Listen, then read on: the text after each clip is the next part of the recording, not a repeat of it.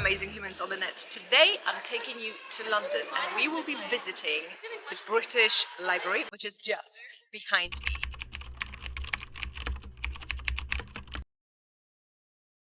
Believe it or not, I have never been here despite living in London for 20 years. The reason behind it is that we live in this amazing world where you've got pretty much a library around each corner wherever you live, and you have available to you all the books in the world. So if you want to read something, even if your local library doesn't have it, you can request it and they will purchase it for you. I find it absolutely amazing, and because of it I've never had a need to come to the British Library, which has all the books ever published in the UK.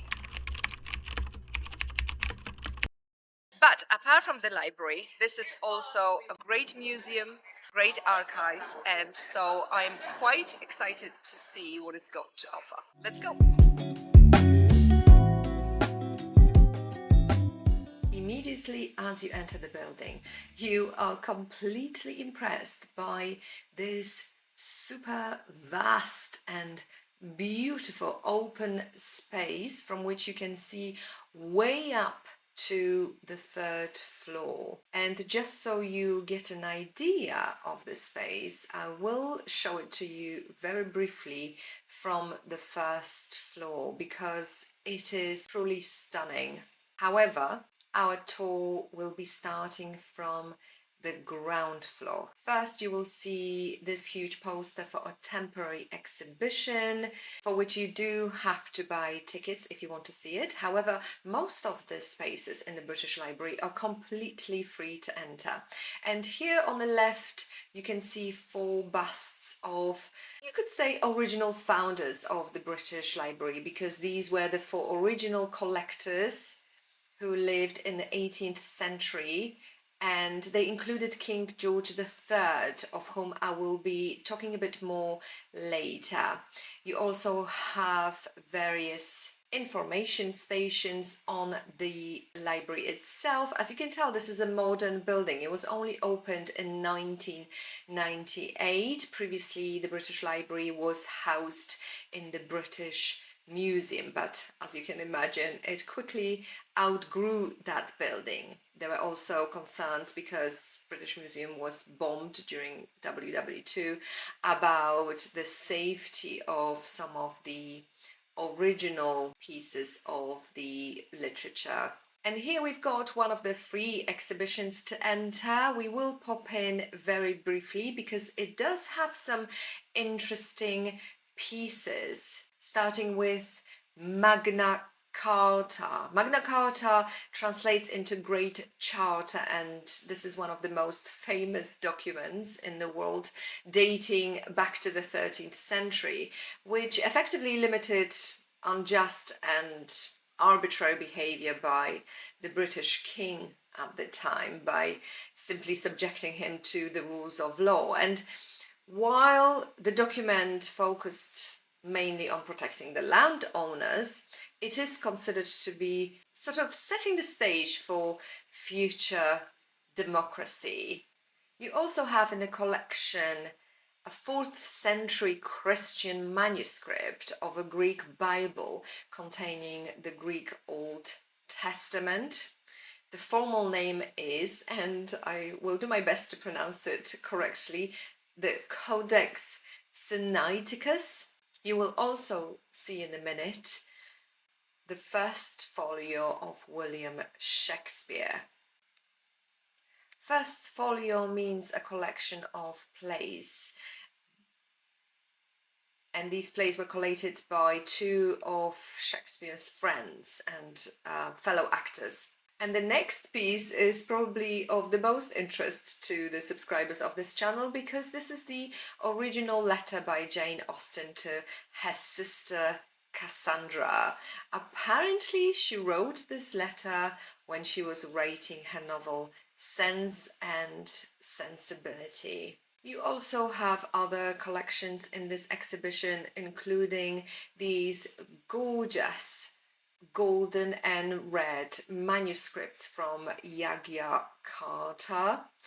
And these exhibitions, by the way, I think change all the time. So please don't blame me if they're not there when you get there. There is also art display on the walls of that room. The room is, by the way, very pleasant because it's kept super quiet and super dark. So it's great for a bit of a mindfulness and a bit of a mental rest. And another item that grabbed my attention was this pack of musical playing cards.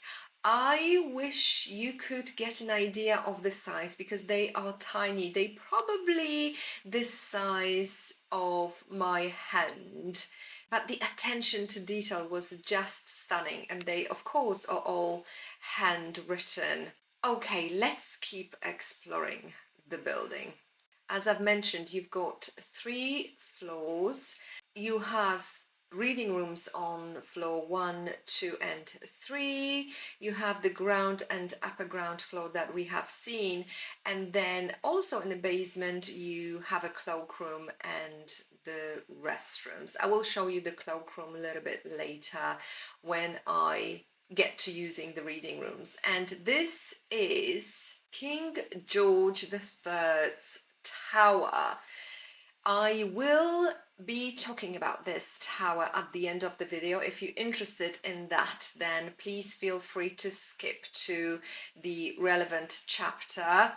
But let's have a quick look at this tapestry. This tapestry at the time of its creation was the largest tapestry in the world. I'm not sure if that's still the case. It measures almost 7 meters in width and in length. It is based on the painting titled If Not, Not. And it's supposed to explore themes of loss, memory, and the impact of history. And throughout the whole building, you've got many more different displays of art, including this penny black printing press, which was used to print first stamps here in the UK in 1840. It is so well preserved. And here you've got another one, believe it or not, located outside the public restrooms. And even though this one dates 18th century, it's supposed to look very similar to the one that Gutenberg first used when he invented it in the 15th century. Another display of the Enigma machine, because the Alan Turing Institute is actually renting space from the British Library next door at the moment. And this is a 17th century giant globus that was largest map until 2012. All that museum grandeur can very easily make you forget that the purpose of libraries is to read, and this is what I'm going to do. So I'm just about to enter a little office where you get your reader registration pass. But before we go in, I just wanted to show you this beautiful building design which is placed just outside the entrance to the office where you get your reader's pass. I don't know if you can tell, but this building was designed in the form of a ship. This is a fairly new building. It was only built late 20th century. I think 1998 it was when it first opened. And I must say, I am so fascinated by it that actually I just went on the British Library website and I found out that they do the building tours. So I've signed myself up for one. And so I'll be back in a couple of weeks to do my building tour, and hopefully I'll be able to pass on to you some interesting information.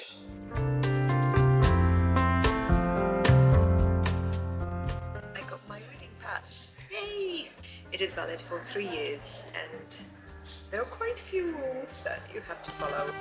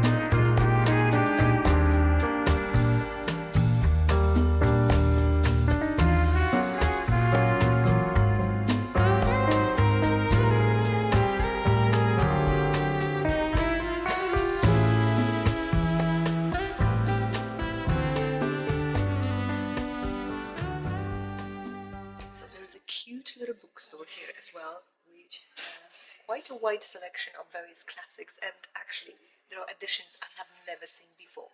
So, for example, you have Jane Austen's Mansfield Park in this cute little pocket edition. This is by Macmillan Collector's Library.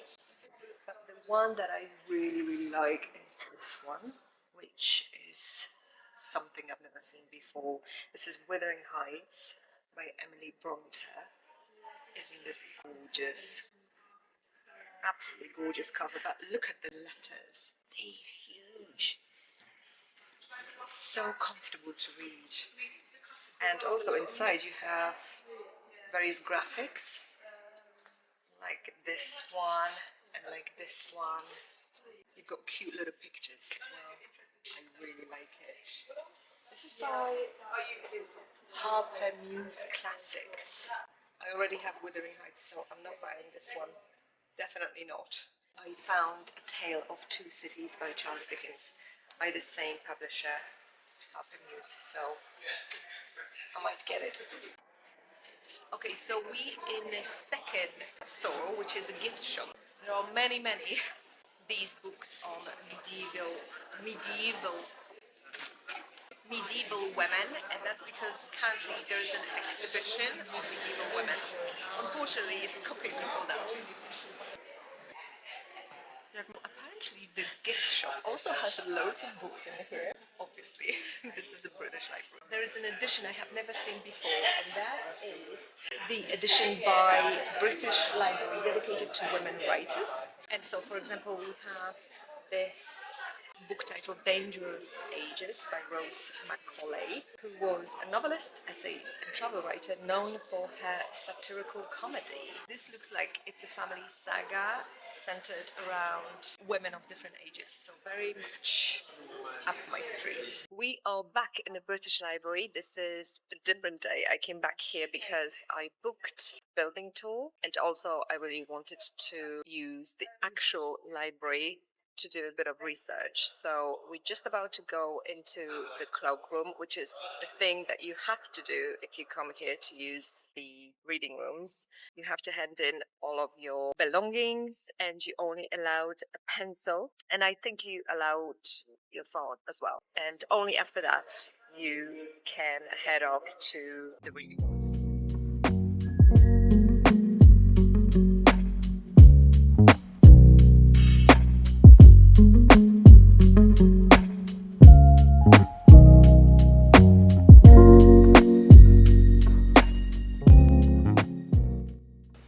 Just on my way to the humanities room.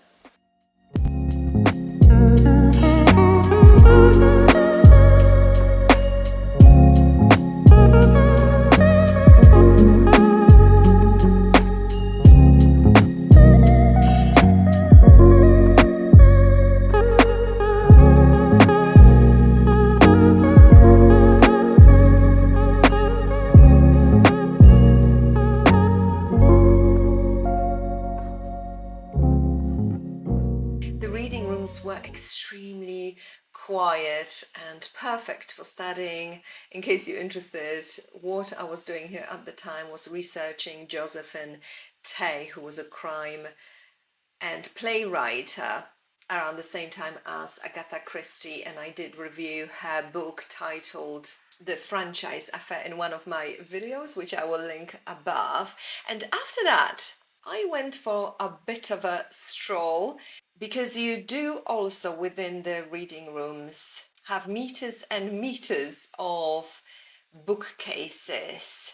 And a funny thing is, the one book that I picked up that I couldn't really see what it was on the spine of it was an old Polish book, which if you've been watching this channel, you know that I'm Polish. And it was an old Polish encyclopedia. I couldn't, unfortunately, find the date of this encyclopedia, but it was very interesting to see some of the drawings, also the old map of Poland. And here I wanted to go back to the floor that has the model of the building, because by that time I did the building tour, and I have some interesting facts for you. For example, all the storage is kept under the ground because in that area of London you are not allowed to build up. All the books are stored under the ground. Very, very clever design. And again, as you can see, the shape of the building is almost like a ship. The architect of the building was apparently an ex-Navy officer. And here's the back of the building where apparently they are thinking of building an extension. The British Library also have a branch in Yorkshire. And here you can see the side of the building where the reading rooms are. And deliberately you do not have any windows here, and that is just to control the temperature in those reading rooms and control the light.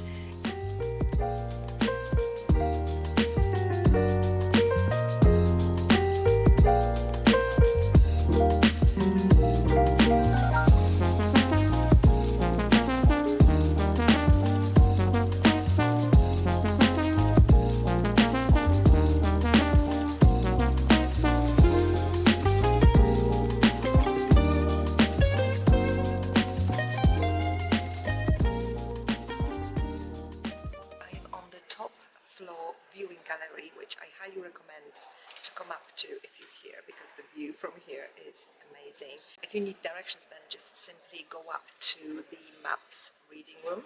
And I wanted to stop here because there is a very interesting story about this, what I guess we would call tower behind us, which is very much in the center of the building. You can't miss it, and it is absolutely gorgeous. The collection in there has an interesting history. In 1753, there were three noble men who, for the first time ever, donated their private book collections to be viewed by public. And so in the end of 18th century, lots of other people followed as well. We're talking about wealthy aristocracy, of course. And that included also the royal family, and especially King George III, who is known as the Mad King, was extremely interested in books, and he built up a massive collection. He spent a lot of money and many years in collecting all these different types of books. And actually, this is what you're seeing. Lots of the books in the display tower are from that collection of King George III, because what happened, his son, King George IV, wasn't that interested in books. He was more interested in architecture, and he actually wanted more space in his newly acquired Buckingham Palace. And so he asked the British Library if they would like these books, and they said yes.